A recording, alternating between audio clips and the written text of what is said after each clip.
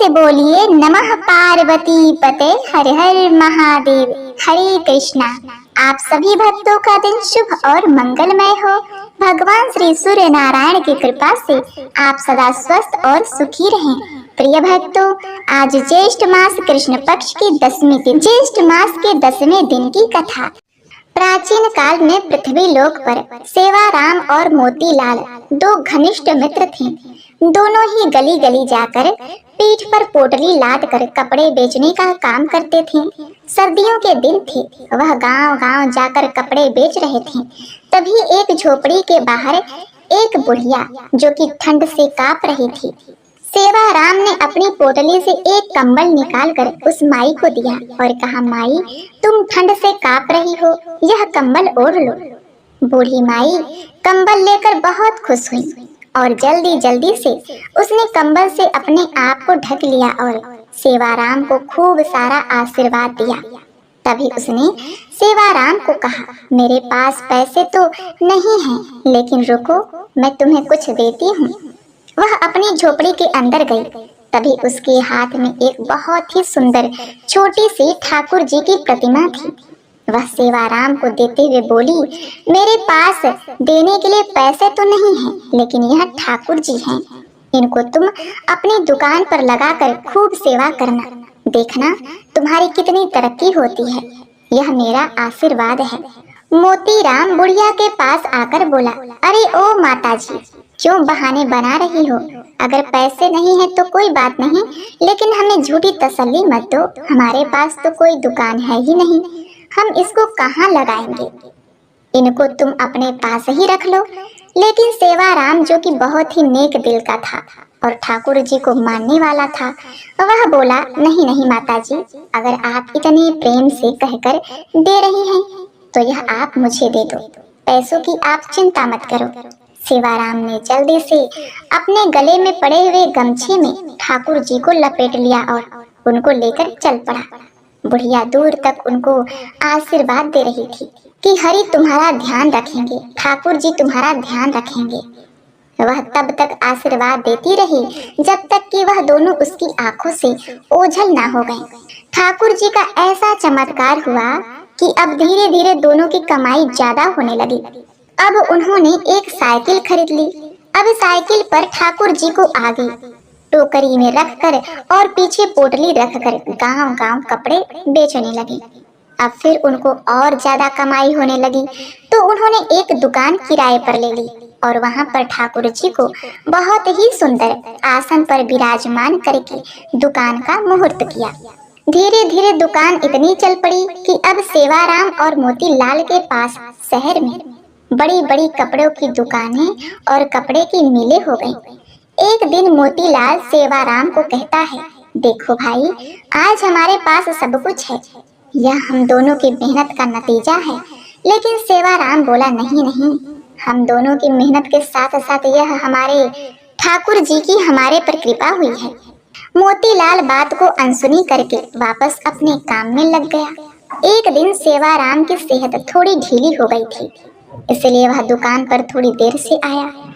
मोतीलाल बोला, अरे दोस्त, आज तुम देरी से क्यों आए हो? तुम्हारे बिना तो मेरा एक पल का गुजारा नहीं होता, तुम मेरा साथ कभी मत छोड़ना। सेवाराम हंसकर बोला, अरे मोतीलाल, चिंता क्यों करते हो? मैं नहीं आऊंगा तो हमारे ठाकुर जी तो है ना। यह कहकर सेवाराम अपने काम में लग गया। पहले दोनों का घर दुकान के पास ही होता था, लेकिन अब दोनों ने अपना घर दुकान से काफी दूर कर लिया था। अब दोनों ही हवेली नुमा घर में रहने लगे। दोनों ने अपने बच्चों को खूब पढ़ाया लिखाया। सेवाराम के 2 लड़के थे, दोनों का विवाह हो चुका था और मोतीराम के एक लड़का और एक पुत्री थी।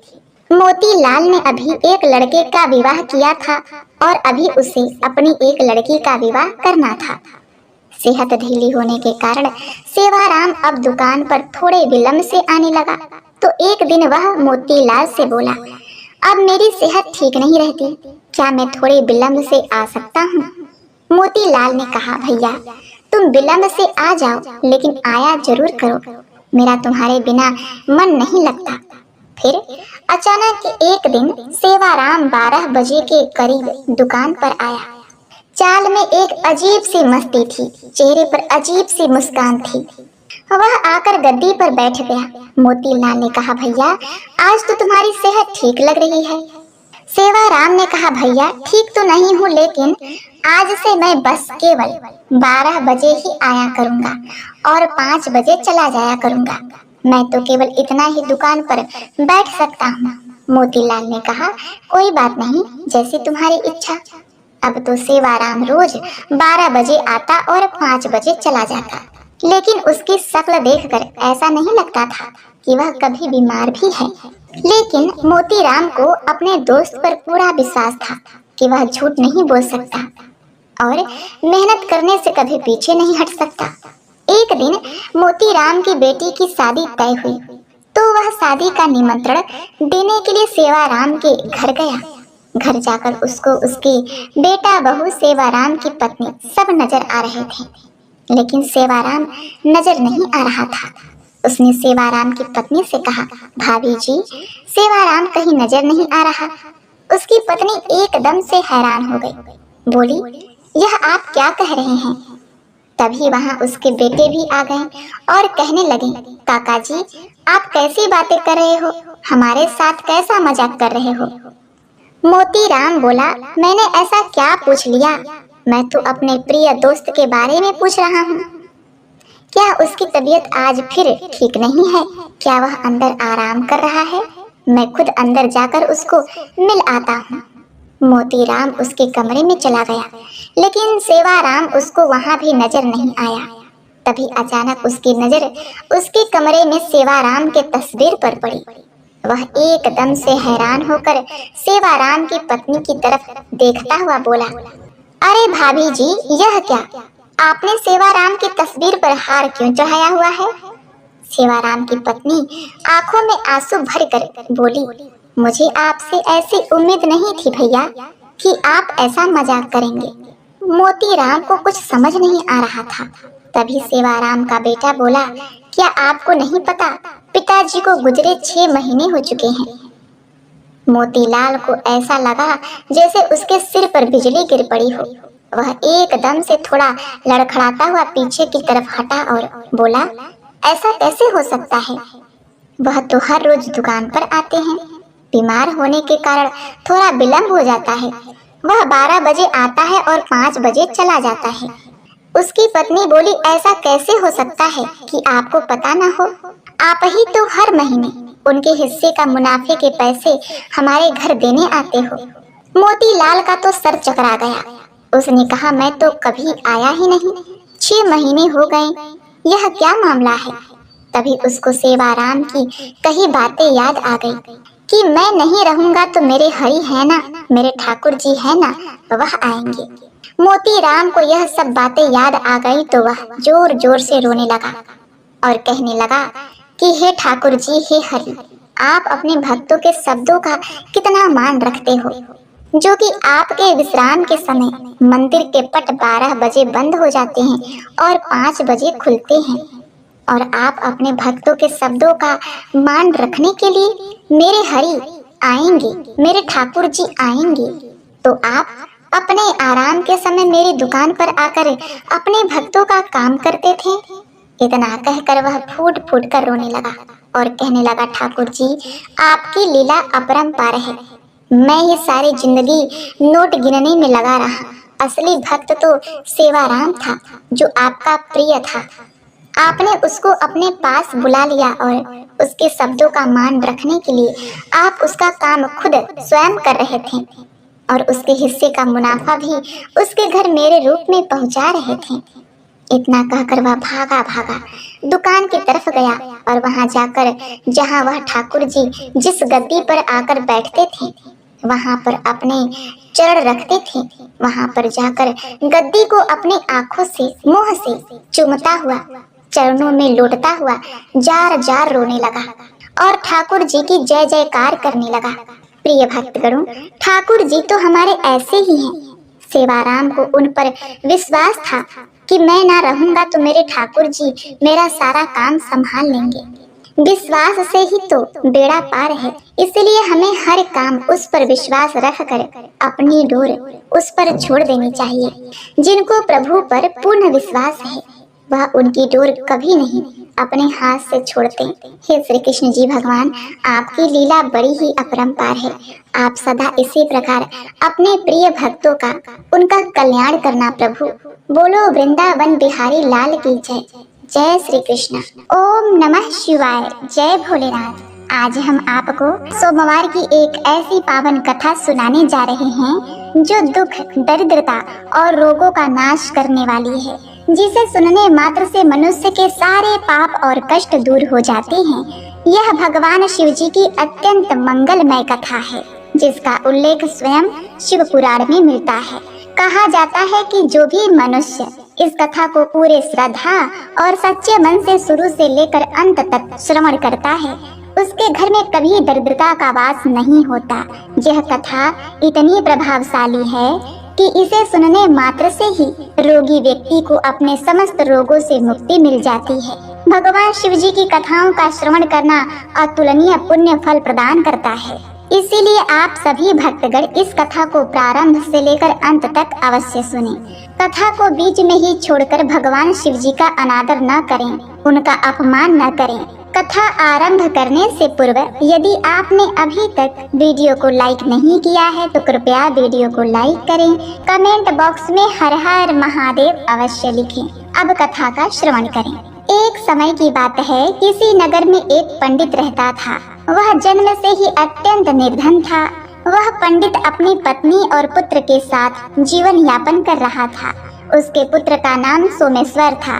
वह पंडित प्रतिदिन प्रातः काल उठकर स्नान आदि करके तुलसी के पौधे पर जल अर्पित करता और फिर नगर में सभी घरों में जाकर कथाएं सुनाता। लेकिन पंडित द्वारा किया गया यह सब कार्य उसकी पत्नी को बिल्कुल भी पसंद नहीं आता था, क्योंकि वह स्वयं कई वर्षों से भगवान भोलेनाथ की पूजा अर्चना करती आ रही थी। वह सावन के समस्त सोमवार को उपवास भी रखती थी, किंतु इतने वर्षों की साधना और व्रतों के बावजूद भी उसे केवल गरीबी का ही सामना करना पड़ा था। इसीलिए वह पंडित की पत्नी भगवान शिव से अत्यंत नाराज हो गई और उसने उनका पूजा पाठ करना, व्रत रखना सब कुछ त्याग दिया। परंतु उस पंडित ने कभी भगवान का नाम लेना नहीं छोड़ा। वह कहीं न कहीं से भगवान शिव की कथाएं सुनाकर, पूजा पाठ करके जो कुछ धन प्राप्त होता उसी से अपने परिवार का पालन पोषण करता। एक दिन ऐसा आता है कि जब वह पंडित की पत्नी एक बार फिर से अपने हृदय में श्रद्धा जगाकर भोलेनाथ की पूजा अर्चना करने लगती है। वह मन ही मन यह सोचती रहती थी कि एक दिन तो ऐसा अवश्य आएगा जब मेरी सभी मनोकामनाएं पूरी होगी, मेरी भी गरीबी समाप्त होगी। किंतु जब वर्षों की भक्ति और पूजन के बाद भी उसे कोई फल प्राप्त नहीं हुआ तो वह अत्यंत दुखी हो जाती। मन ही मन वह अपने भाग्य को कोसने लगती और भगवान शिव की मूर्ति के पास बैठकर कहती, हे प्रभु, हमने ऐसा कौन सा पाप कर्म किया है जिसकी वजह से हमें जीवन भर इतनी गरीबी का सामना करना पड़ रहा है। हमने इतना पूजा पाठ किया लेकिन आपने हम पर दया नहीं की। हमने तो कभी किसी का हृदय भी नहीं दुखाया, कभी किसी के साथ अन्याय नहीं किया। मैं और मेरे पति दोनों ही तो सदा आपके चरणों में लीन हैं। हम तो सुबह से लेकर शाम तक केवल आपकी ही पूजा अर्चना करते हैं। हर सावन में सोमवार का व्रत रखते हैं, आपके नाम का जल चढ़ाते हैं, आपकी कथा सुनते हैं और सुनाते हैं। फिर भी हे प्रभु, हमारी झोली हमेशा खाली क्यों रहती है?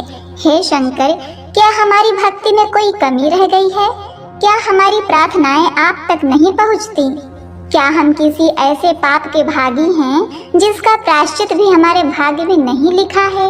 हे गंगाधर, हे नीलकंठ, यदि कोई भूल हो गई है तो क्षमा करें प्रभु, लेकिन कृपा करके यह तो बताइए कि हमारी इस असहनीय दरिद्रता का रहस्य क्या है? आखिर हमारे ही हिस्से में यह जीवन भर का संताप क्यों आया? प्रिय भक्तों, अब धीरे धीरे समय बीतता गया। वह पंडित और पंडिताइन दोनों ही वृद्धावस्था की ओर बढ़ चले। समय की मार ने उनके शरीर को कमजोर कर दिया था। अब वह पंडित के शरीर में इतनी भी शक्ति नहीं बची थी कि वह नगर में जाकर भगवान भोलेनाथ की कथा सुना सके। उसकी कमर झुक चुकी थी, आवाज कांपने लगी थी और शरीर में विविध रोगों ने घर बना लिया था। अब वह पंडित भी प्रायः बीमार रहने लगा, कभी खांसी तो कभी ज्वर, कभी दुर्बलता। शरीर मानो जवाब दे चुका था। और इस सबसे अधिक चिंता की बात यह थी कि अब उसके घर का पालन पोषण करने वाला कोई नहीं बचा था। जो कुछ थोड़ी बहुत जमा पूंजी थी वह भी बीमारियों और दवाइयों में खर्च हो चुकी थी। अब धीरे धीरे उसके घर की हालत इतनी बिगड़ गई कि उन्हें भोजन के एक दाने के लिए भी संघर्ष करना पड़ रहा था। ना घर में अन्न था, ना कोई सहारा। ऐसी स्थिति में पंडित की पत्नी का धैर्य टूट गया। वह अत्यंत क्रोधित हो उठी। उसने क्रोध में आकर एक बार फिर भगवान भोलेनाथ की पूजा अर्चना को त्याग दिया। इस बार तो उसने अपने पति को भी डांटते हुए यह कह दिया कि अब बस करो, यह सब भगवान भगवान की रट लगाना। तुम्हारे इस भोलेनाथ ने हमें क्या दिया है? जब जवान थे तब भी भूखे रहे, अब बूढ़े हो गए तो भी हालत बद से बदतर हो गई। क्या यही फल है इतने वर्षों की भक्ति का? लेकिन वह पंडित जो सच्चा शिव भक्त था, वह अपने अंतिम समय तक भी भगवान भोलेनाथ की पूजा नहीं छोड़ता। उसका विश्वास अटल था। वह कहता, भोलेनाथ परीक्षा लेते हैं लेकिन अपने भक्तों को कभी त्यागते नहीं। तब क्रोध में तपती हुई उसकी पत्नी एक दिन अत्यंत कठोर स्वर में कह उठती है, हे नाथ, आखिर हम दोनों कब तक यूं ही भगवान भोलेनाथ की अर्चना करते रहेंगे? देखिए ना, हम दोनों अब बूढ़े हो चुके हैं। उम्र के इस पड़ाव पर आकर भी हमें आज तक कोई फल नहीं मिला, कोई राहत नहीं मिली। मैं तो जीवन का हर क्षण शिव की भक्ति में समर्पित कर दिया था, पर क्या मिला? हम तो दिन प्रतिदिन और भी अधिक गरीब होते जा रहे हैं। पहले तो लगता था सब कुछ ठीक है, कभी कभार कुछ मिल भी जाता था। अब तो दाने दाने के लिए भी तरसना पड़ रहा है। न घर में कोई अन्न है न धन, और तुम अब भी इस भ्रम में पड़ रहे हो कि भगवान शिव तुम्हारी सुनेंगे।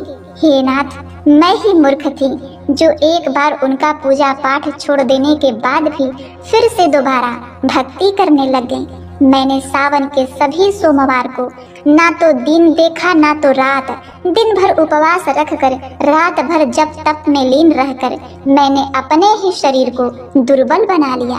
मैंने बेल पत्र चढ़ाए, जल अर्पित किया, मंत्रों का जाप किया, आंखों में आंसू बहाए, लेकिन शिवजी ने मेरी एक भी प्रार्थना नहीं सुनी। मैं अपना सर्वस्व अर्पित कर दिया, फिर भी उनके दरबार में मेरे लिए कुछ नहीं निकला। और अब तुम्हें क्या लगता है कि तुम्हारा वो शिव कुछ देगा? जो तुम रोज रोज उस शिवलिंग पर जल चढ़ाते हो, वही जल क्या कभी अमृत बनकर लौट आया? नहीं ना, क्योंकि हम जैसे गरीबों के लिए शायद उस शिव के पास कुछ भी नहीं है। लगता है यह गरीबी ही हमारा भाग्य है, यही हमारी नियति है और इसी में हमें तिल तिल मरते रहना है। प्रिय भक्तों, अपनी पत्नी के कठोर और क्रोधित वचनों को सुनकर भी वह पंडित एक शब्द नहीं कहता। उसने अपने जीवन में सब कुछ खो दिया था, शरीर, बल, यौवन, संपत्ति, यहाँ तक कि कभी कभी आशा भी डगमगाने लगती। परंतु फिर भी उसके हृदय में अपने आराध्य भोलेनाथ के प्रति अगाध विश्वास था। वह जानता था कि शिव की कृपा में विलंब हो सकता है, परंतु असत्य नहीं। उधर उसका पुत्र सोमेश्वर, जो अभी शिक्षा ग्रहण कर रहा था, गुरुकुल में था, वह कुछ ही समय में अपनी शिक्षा पूर्ण कर लेता है और विद्या प्राप्ति के बाद अपने घर लौट आता है। जब वह अपने वृद्ध माता पिता की अवस्था और उनके दुखों को देखता है तो उसका मन व्याकुल हो उठा।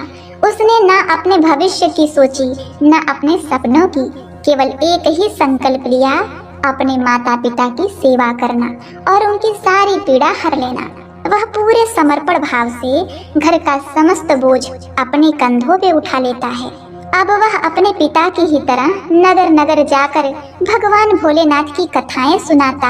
हर रोज वह शिव की महिमा का गुणगान करता, कथा सुनाता और जो भी दक्षिणा मिलती उससे अपने परिवार का पालन पोषण करता। ऐसे ही कई वर्ष बीत जाते हैं। अब सोमेश्वर की भक्ति, उसकी सेवा, उसका त्याग धीरे धीरे नगर में प्रसिद्ध होने लगा। एक दिन की बात है, जब सोमेश्वर उस नगर के प्रसिद्ध मंदिर में जाता है, वह मंदिर जहाँ भक्तों की कतारें लगी रहती थी, जहाँ हर सोमवार शिवलिंग पर गंगा जल और बेलपत्र चढ़ते थे, और जहाँ भगवान शिव की अर्चना स्वयं देवगण भी करते थे, वहाँ पर वह विधि पूर्वक भगवान भोलेनाथ की पूजा करता है, दीप प्रज्वलित करता है और फिर उपस्थित सभी भक्तों के समक्ष अपने श्रद्धा से भरे स्वर में भगवान शिव की पावन कथा का श्रवण कराते हुए कहता है, हे भक्तों, जो भी इस पावन कथा को श्रद्धा और सच्चे मन से श्रवण करता है, उसकी सभी मनोकामनाएं भगवान भोलेनाथ अवश्य पूर्ण करते हैं। वह भक्त चाहे जितना भी दुखी हो, चाहे कितनी भी विपत्तियां उसके जीवन में क्यों न हो, यदि वह भोलेनाथ की कथा को आस्था से सुनता है तो भगवान शिव उसकी हर पीड़ा हर लेते हैं। सोमेश्वर जब यह श्रद्धा पूर्वक वचन कहता है तो उस समय उसी मंदिर में नगर का राजा भी उपस्थित होता है। वह राजा हर वर्ष सावन के प्रत्येक सोमवार को गुप्त रूप से मंदिर में आकर भगवान शिव का दर्शन और पूजन करता था। उस दिन भी वह साधारण वस्त्रों में मंदिर आया हुआ था। जब उसने सोमेश्वर के मुख से यह पावन वचन सुना तो वह भीतर तक प्रभावित हो गया। उसकी आत्मा उस बाणी से जैसे राजा मन ही मन सोचने लगा, कितनी सच्ची बात कह रहा है यह युवक। इसके शब्दों में केवल कथा नहीं बल्कि अनुभव झलक रहा है। उस भाव विभोर अवस्था में राजा धीरे धीरे सोमेश्वर के पास आता है और कहता है, तुम्हारी इस कथा ने मेरे हृदय को गहराई से छू लिया है। राजा ने सोमेश्वर से राजकुमारी को कथा सुनाने के लिए याचना की। राजा की ऐसी बातों को सुनकर सोमेश्वर बहुत ही प्रसन्न हुआ और राजकुमारी को प्रतिदिन कथाओं का श्रवण कराने के लिए हामी भर देता है। फिर उसके बाद राजा ने सोमेश्वर को अपने महल में राजकुमारी को प्रतिदिन कथाओं को श्रवण कराने के लिए नियुक्त कर लेता है। और अब सोमेश्वर प्रतिदिन उस नगर के राजा की पुत्री को कथा सुनाने लगा और राजकुमारी को कथा का श्रवण कराने पर दक्षिणा के रूप में जो कुछ धन मिलता था, उसी धन से वह अपने परिवार का पालन पोषण करने लगा। किंतु सोमेश्वर की माता को यह बात अच्छी नहीं लगती थी और वे प्रसन्न भी नहीं हो रही थी, क्योंकि उन्हें अपने पुत्र के आने वाले भविष्य की चिंता थी। इसीलिए वे प्रतिदिन इस बात को लेकर बहुत चिंतित रहती थीं। फिर एक दिन पंडित की पत्नी अपने पति से कहती है, मुझे अपने पुत्र के भविष्य की चिंता खाई जा रही है। हमारा जीवन तो जैसे तैसे कट गया, लेकिन हमारा पुत्र अभी युवा है, उसका तो जीवन अभी शुरू हुआ है। हमारे जाने के बाद उसका क्या होगा? क्या उसे भी हमारी ही जैसे कष्ट झेलने पड़ेंगे? क्या हमारी वर्षों की पूजा, व्रत, तपस्या और आराधना का कोई फल नहीं मिलेगा? भगवान भोलेनाथ को हमारा दुख दिखाई नहीं देता? हमारा बेटा राजा के महल से जो दक्षिणा लाता है, उससे हमारा परिवार तो किसी तरह चल जाता है, लेकिन केवल पेट भरने से तो जीवन नहीं चलता नाथ। बाकी की मनोकामनाएं, बाकी की इच्छाएं, उसका जीवन, उसका भविष्य, इस सब का क्या? अब क्या हम सिर्फ 2 वक्त के भोजन के लिए ही जिएंगे? क्या यही शिव जी की भक्ति का फल है? क्यों भगवान शिव जी ने अपनी आंखें बंद कर ली है? क्या हमारा भी पुत्र हमारी ही तरह उम्र भर गरीबी में जिएगा? उस स्त्री की करुण पुकार जब आकाश में गूंजी, तब वह केवल वायु में विलीन नहीं हुई, बल्कि वह सीधे कैलाश पर्वत पर पहुंची और माता पार्वती के हृदय को विदीर्ण कर गई। जब माता पार्वती जी ने उस पंडित की पत्नी की वेदना और दुख भरी प्रार्थना को सुना तो उनका कोमल हृदय व्याकुल हो उठा। वे उस करुण पुकार को अनसुना नहीं कर सकी। उन्होंने भगवान शिव का ध्यान किया। भगवान शिव ने मुस्कुराते हुए पूछा, हे देवी, आज अचानक कैसी व्याकुलता है? अवश्य ही कोई विशेष कारण होगा, बताइए क्या बात है? फिर माता पार्वती जी भगवान भोलेनाथ से कहती हैं, हे स्वामी, आप तो त्रिकालदर्शी हैं, भूत भविष्य वर्तमान सब कुछ आपकी दृष्टि में स्पष्ट है, फिर भी आप मुझसे पूछते हैं कि मैं क्यों चिंतित हूँ। अब आप स्वयं जानते हो, मुझसे पूछकर क्यों मेरी पीड़ा को और अधिक बढ़ा रहे हो नाथ। चलिए, अब जब आपने पूछा ही है तो मैं आपको कारण बताती हूँ। मेरी चिंता का कारण यह है कि पंडित और उसकी पत्नी, हे नाथ, वह पंडित तो आपका परम भक्त है। उसने जीवन भर आपकी आराधना की, उसने कथा सुनाई, शिवलिंग पर जल चढ़ाया, बेलपत्र अर्पित किए, सावन सोमवार को उपवास किया और अपनी संपूर्ण अवस्था आपके चरणों में समर्पित कर दी। फिर भी आपने उसके जीवन को केवल कठिनाइयों और अभावों से ही क्यों भर दिया? आपने उसे उसके कर्मों का फल कभी नहीं दिया। उसकी पत्नी भी वर्षों से व्रत उपासना कर रही है और जब उसका मन टूटा तब भी उसने फिर से आपको अपना आराध्य मान लिया। क्या यह विश्वास व्यर्थ चला जाएगा? हे प्रभु, अब उस पंडित के जीवन से सभी दुखों का नाश करें, अब और नहीं।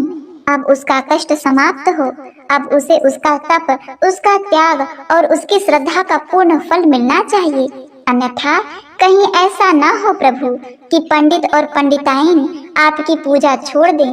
यदि उसके मन में आपकी भक्ति डगमगा गई, यदि उनका विश्वास डिग गया, तो यह केवल उनकी हानि नहीं होगी, यह उन असंख्य भक्तों के लिए भी एक त्रासदी होगी जो अपने जीवन को आपके चरणों में अर्पित कर चुके हैं।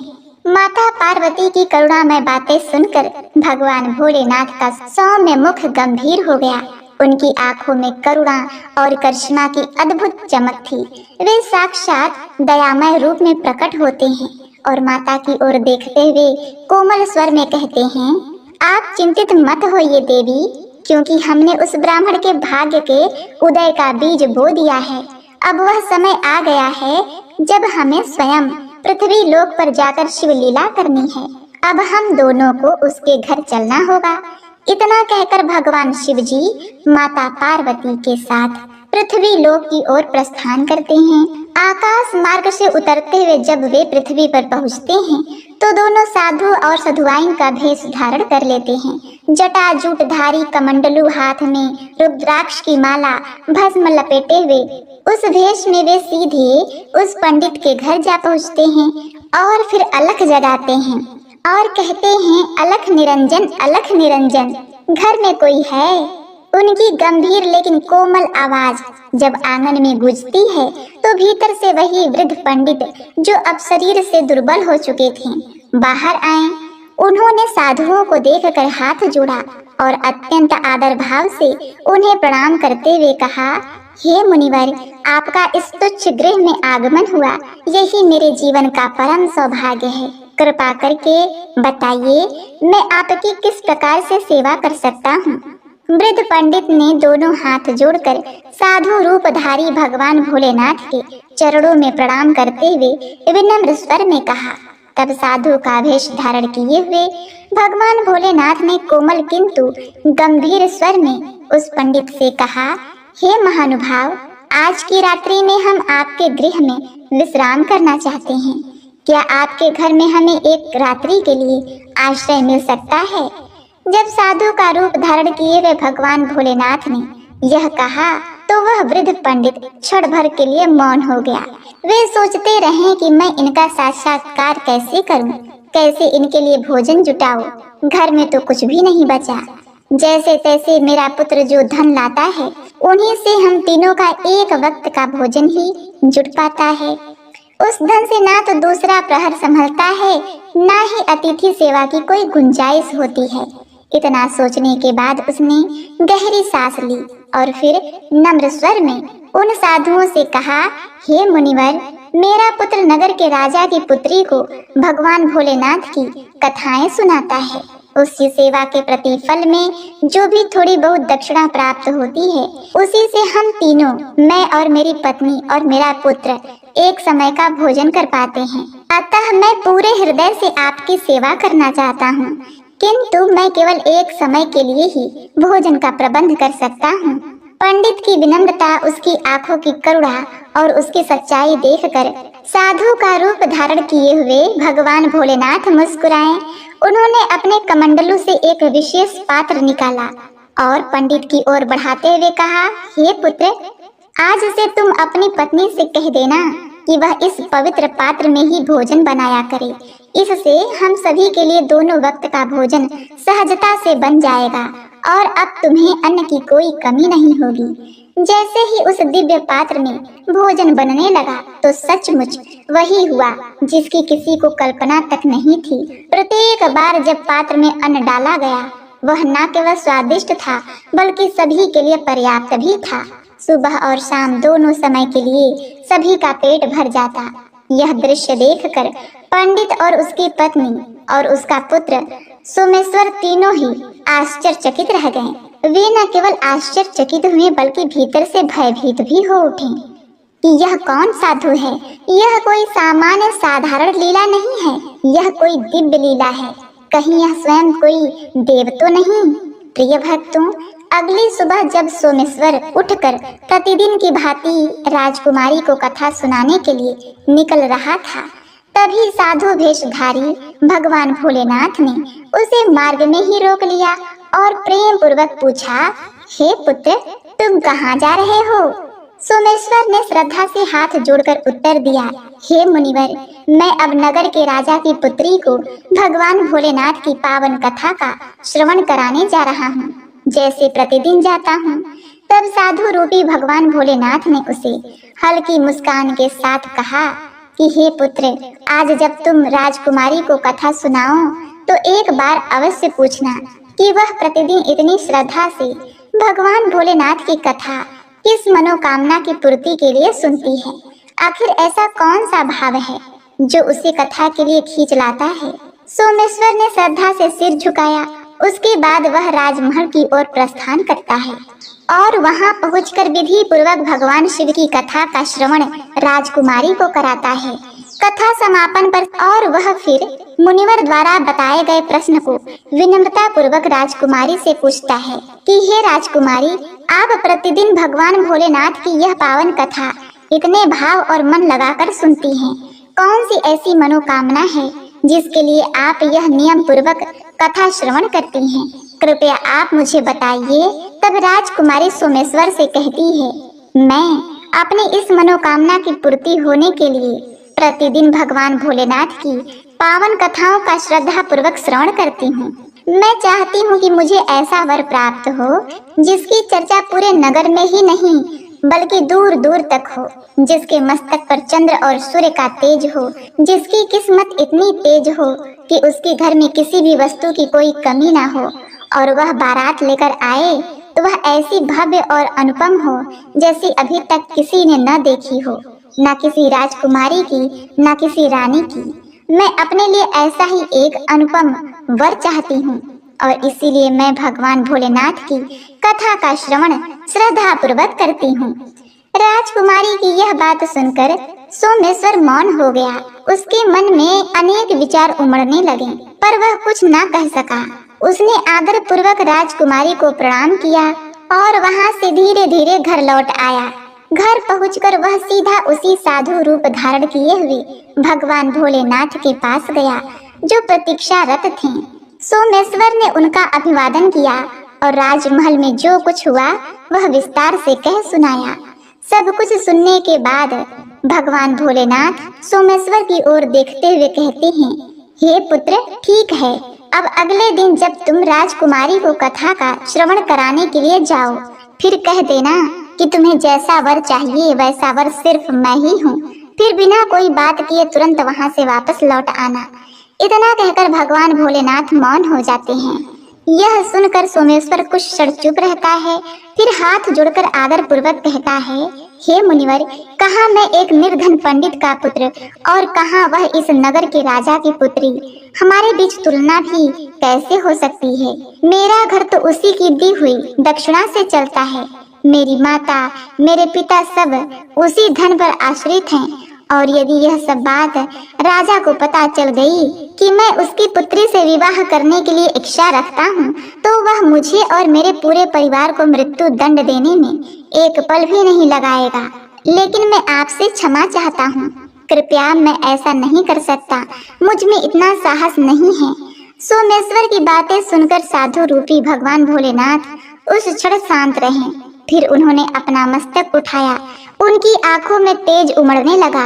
मुस्कुराते हुए अत्यंत कोमल किंतु निर्णायक स्वर में उन्होंने कहा, यदि तुम हमारी बात नहीं मानते तो समझ लो कि तुम अपने ही भाग्य को ठुकरा रहे हो। और जब कोई भक्त अपने ही भाग्य से मुंह मोड़ लेता है तो उसका जीवन दुख, दरिद्रता और पश्चाताप से भर जाता है। फिर कोई भी कृपा शेष नहीं रह जाती, केवल शून्यता रह जाती है। इस वचनों को सुनकर सोमेश्वर का मन विचलित हो गया। वह सोचता है कि यदि मैंने इनकी बातें नहीं मानी तो ये लोग मुझे श्राप दे देंगे और मैं भस्म हो जाऊंगा। यदि मैंने राजकुमारी के पास जाकर ये कहा तो मुझे मृत्यु दंड मिलेगा।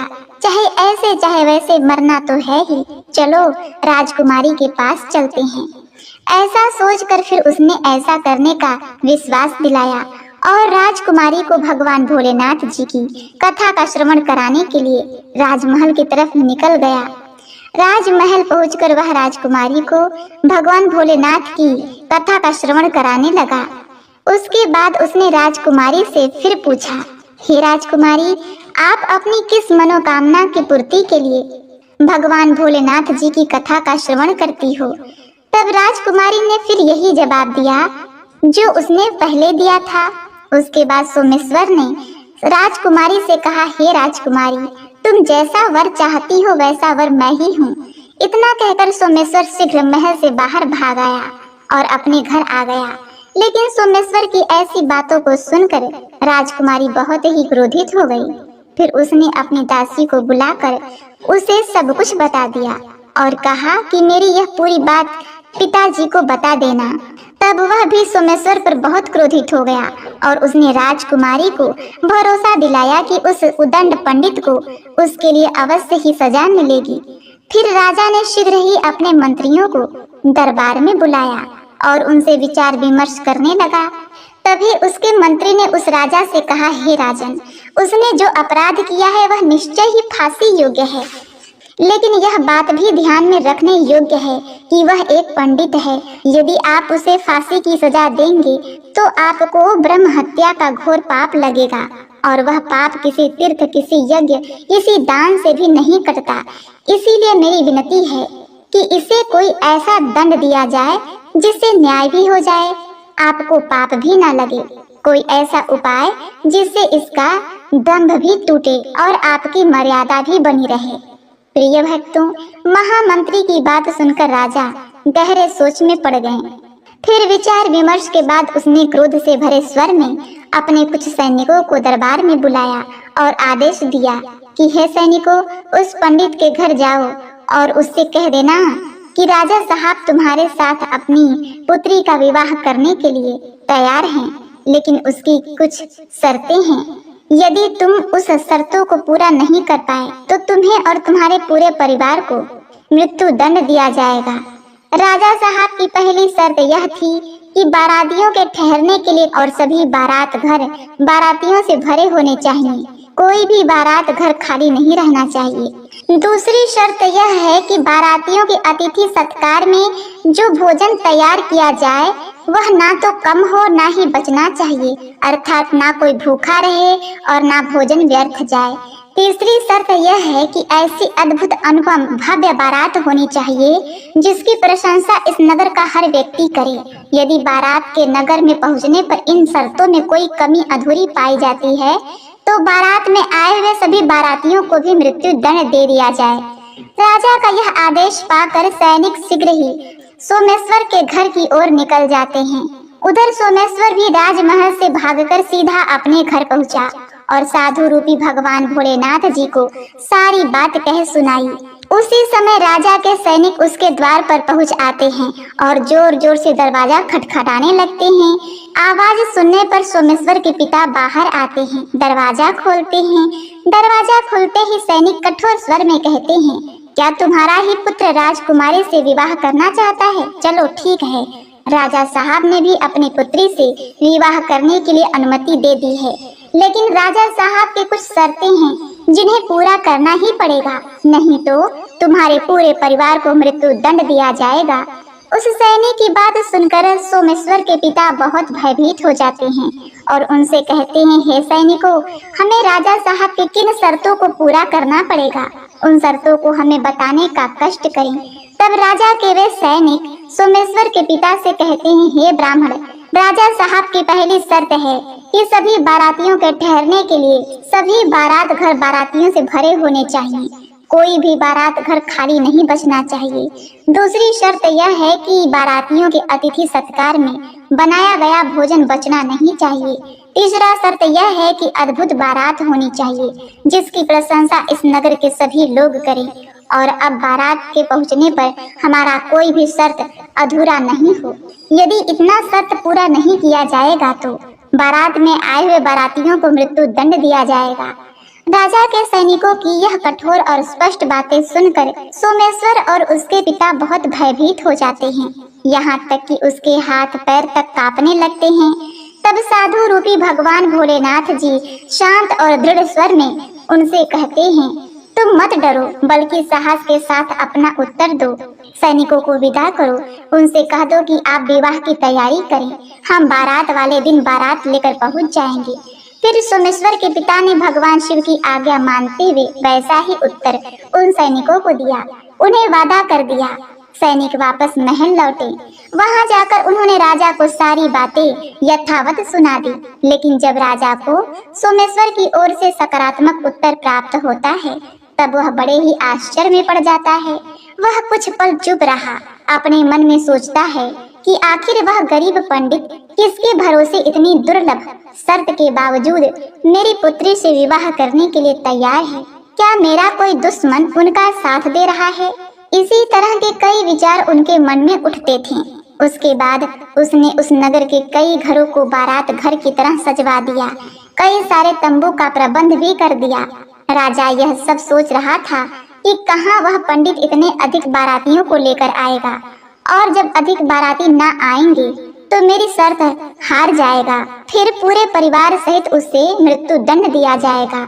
इधर सोमेश्वर ने नगर के सभी लोगों से बारात में चलने के लिए कहा तो सभी लोगों ने मना कर दिया कि हमें वहां जाकर मरना नहीं है, तुम्हारा तो अंतिम समय निकट आ गया है, तुम ही जाओ।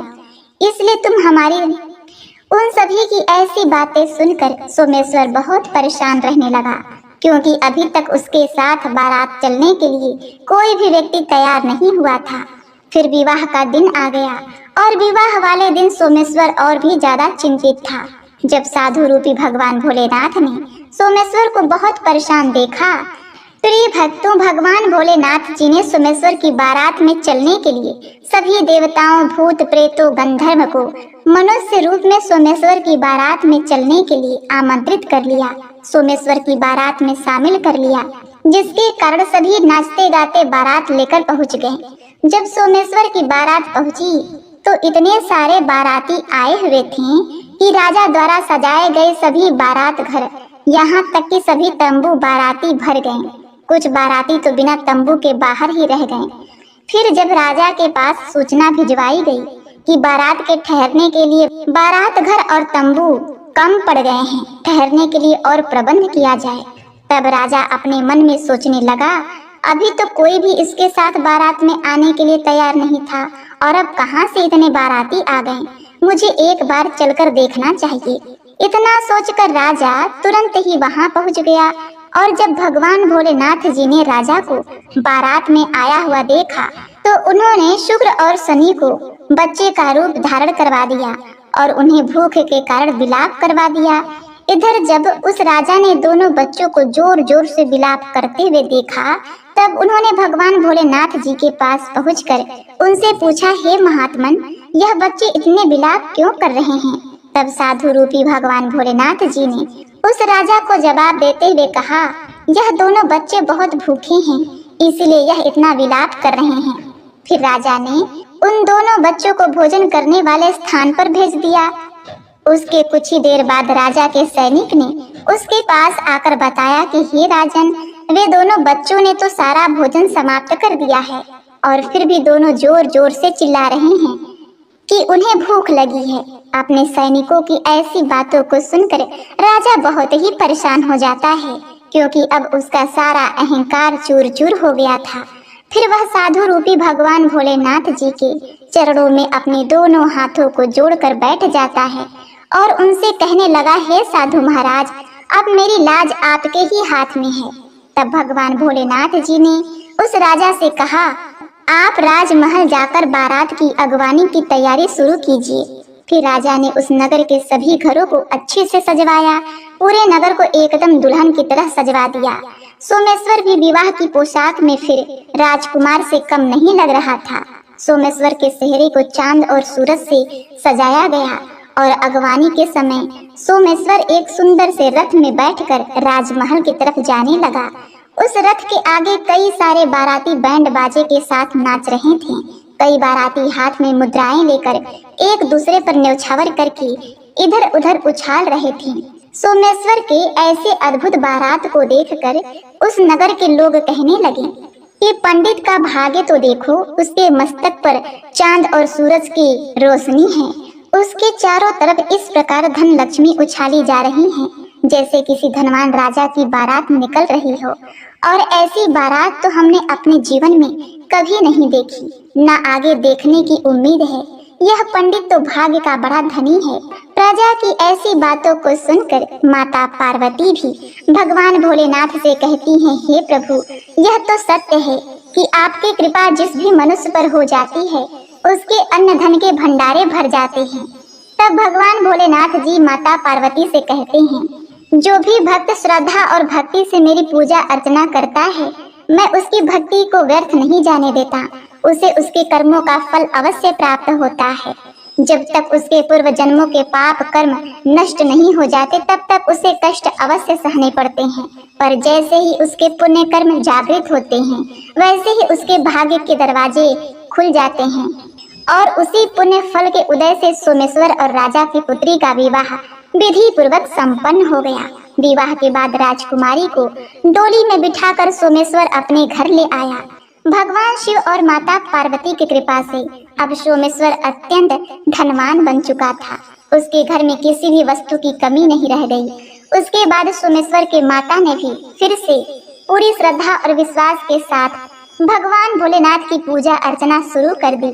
आइए अब श्रवण करते हैं भगवान भोलेनाथ की आरती। कर्पूर गौरम करुणावतारम संसार सारम भुजगेन्द्रहारम सदा वसंतम हृदयारविंदे भवम भवानी सहितं नमामि।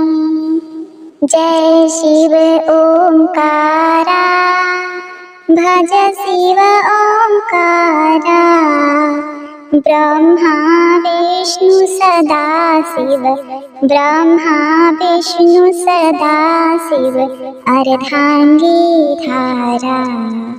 जय शिव ओंकारा, एकानन चतुरानन पंचानन राजे, प्रभु पंचानन राजे, हंसानन गरुड़ासन, हंसानन गरुड़ासन, वृषवाहन साजे।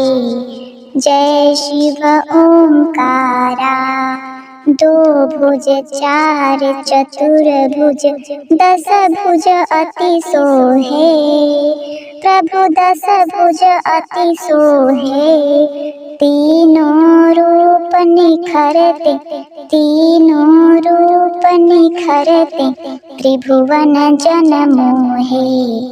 जय शिव ओंकारा, छर माला वन माला गरुड़ माला धारी, प्रभु गरुड़ माला धारी। त्रिपुरारी कंसारी, त्रिपुरारी कंसारी, करमाला धारी। जय शिव ओंकारा, श्वेतांबर पीतांबर बाघंबर अंगे, प्रभु बाघंबर अंगे। सनकादि गरुड़ादिक, सनकादिक गरुड़ादिक, भूतादिक संगे। कर मध्ये कुशमण्डलु चक्र त्रिशूलधारी प्रभु चक्र त्रिशूलधारी सुखकारी दुखहारी सुखकारी दुखहारी जगपालनकारी। ओम जय शिव ओंकारा ब्रह्मा विष्णु सदा शिव जानत अविवेका प्रभु जानत अविवेका प्रणवाक्षर में शोभित प्रणवाक्षर में शोभित ये तीनों एका। जय शिव ओंकारा त्रिगुण स्वामी की आरती जो कोई नर गावे प्रभु जो कोई नर गावे भजत शिवानंद स्वामी भजत शिवानंद स्वामी मन वांछित पावे। जय शिव ओंकारा जय शिव ओंकारा भज शिव ओंकारा ब्रह्मा विष्णु सदा शिव अर्धांगी धारा। जय शिव ओंकारा।